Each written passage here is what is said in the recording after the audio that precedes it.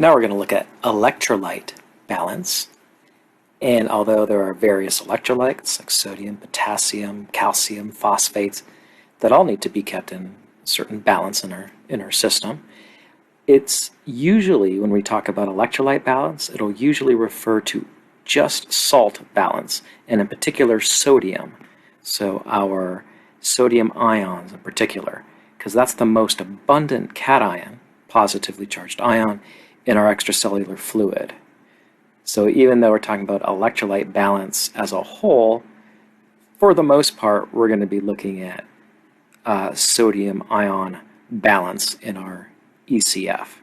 And that's because sodium's the only cation exerting a significant osmotic pressure due to its high levels in the extracellular fluid.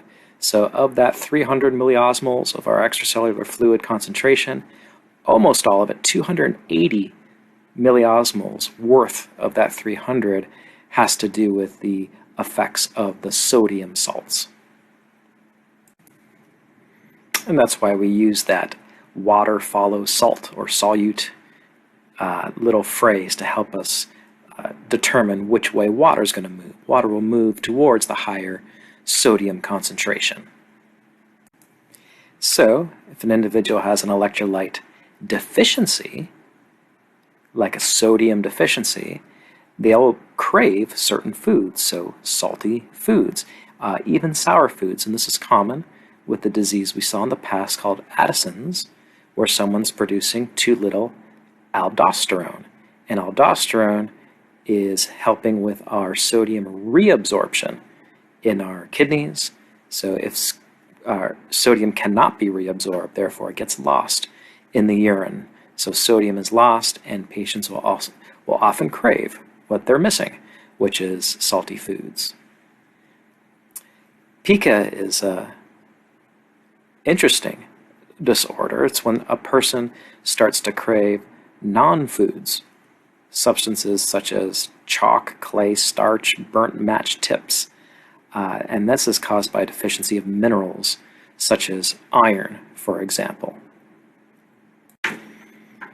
So when you're looking at this table 26.1 in your textbook, realize we're mainly dealing with sodium, because it's where the vast majority of effects of electrolytes take place in our body. So here's excessive sodium, there's deficient sodium, the possible causes, we'll be looking at some of these too, and the consequences. What's the result of too little or too much sodium? So the table also goes through potassium, phosphate, and it keeps going, chloride, calcium, magnesium, but realize we're more concerned with the sodium aspect of this chapter. So when we're talking about ions in general, their concentration is important in our extracellular fluids. And that's one of the most important variables, is that ECF concentration of an ion.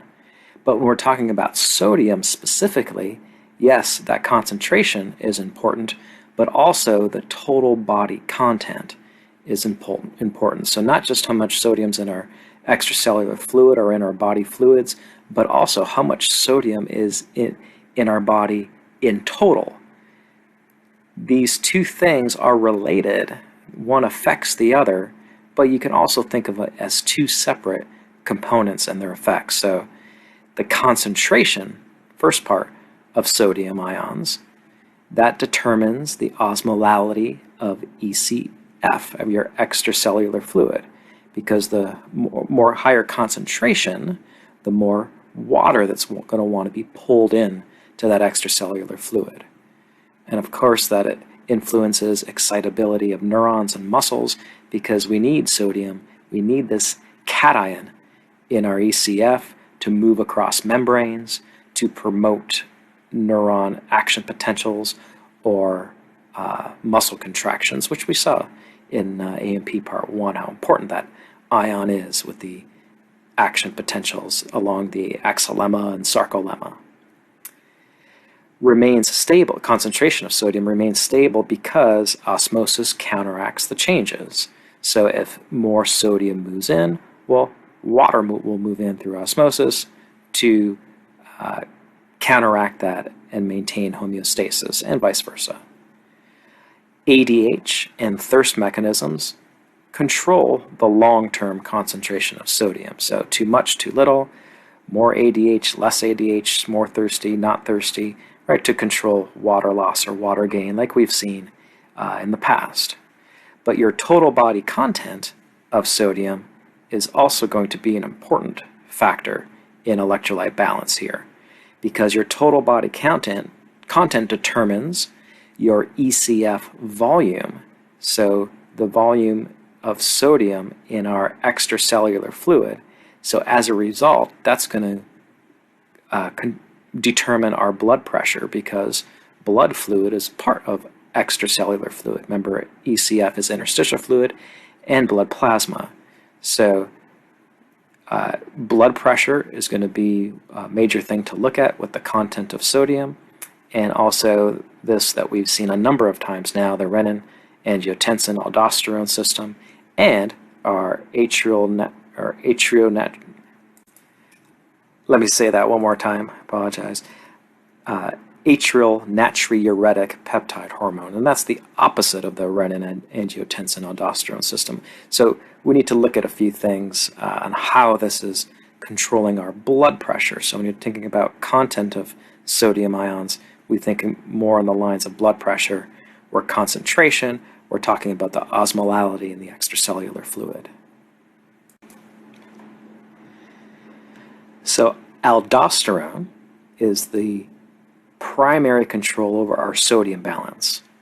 So the body's main mechanism for increasing blood pressure and blood volume.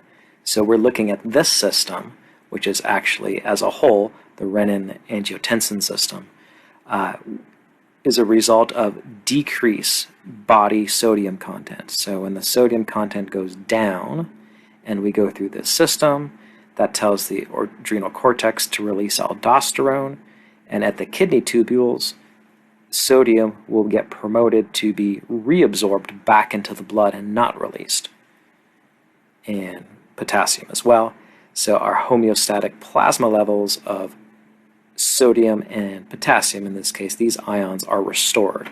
So there's our aldosterone method versus the opposite of it, the atrial natriuretic, which is apparently hard for me to say, peptide, ANP, has the opposite effect. So instead of responding to low blood pressure and raising it, ANP is going to respond to high blood pressure in order to lower it in all of these different methods. So with high blood pressure, the heart is working harder, the tissue of the heart is being stretched as the pressure, high blood pressure enters it. So that stretch in the atria releases ANP.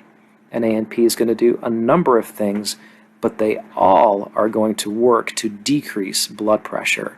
You can see if we take this route, ANP at the kidneys causes our renin release, angiotensin 2.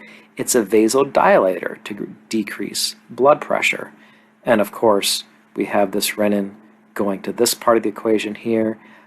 Decrease ADH will decrease blood pressure by removing more water from the system as we go through this method down here. And the adrenal cortex, ANP, will actually go to the adrenal cortex to inhibit this aldosterone release. You can see aldosterone levels going down with the arrow. So the main thing here, of course, ANP, responding to high blood pressure through all of these methods will work to lower blood pressure. And a few other hormones here that influence sodium balance. The female sex hormones, for example, estrogen, increases salt reabsorption. So like aldosterone, it will do the same thing. Increase salt reabsorption, so instead of out the urine, it will re-enter the blood from where it was. So with salt comes water, because water follows salt.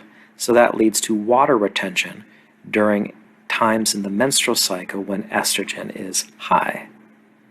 Where progesterone is the opposite, it will decrease sodium ion reabsorption.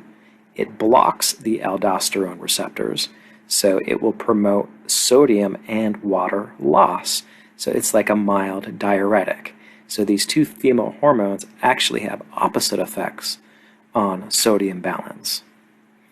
And what we have seen before, glucocorticoids from our adrenal cortex, they increase sodium reabsorption, so like estrogen, and promote the preservation of water in our system, or retention, would be a better word, of water in our tissues.